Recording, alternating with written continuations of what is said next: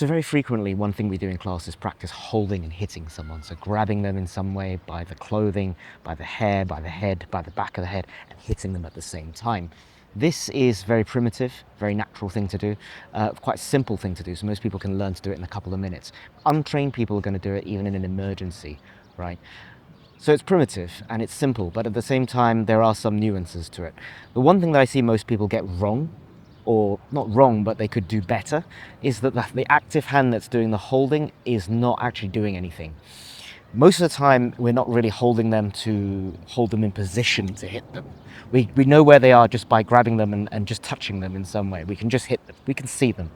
What we want to do is hold on to them and instead pull them into the strike so we amplify the force of the strike.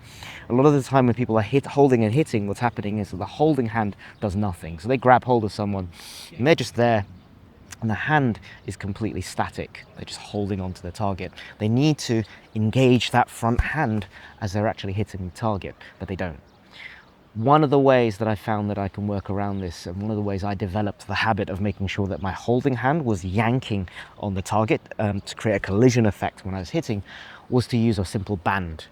And what I'll do with this band is I'll tie it around something when I'm warming up. And maybe first what I'll do is maybe some band dislocates, some pull aparts, some internal rotations, some external rotations. I'll warm up my shoulders. So this kind of band is excellent for that.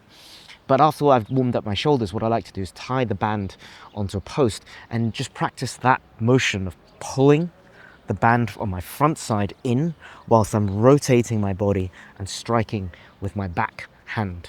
And this is the thing that primes me to make sure that my front side is engaged at the same time as I'm actually striking with that back side. If I've got some kind of little pad that I have, and this is a small micro pad by Urban Combatives, what I like to do is use that kind of pad and just put it on my hand as I'm yanking the band in to give me something to actually hit at the same time.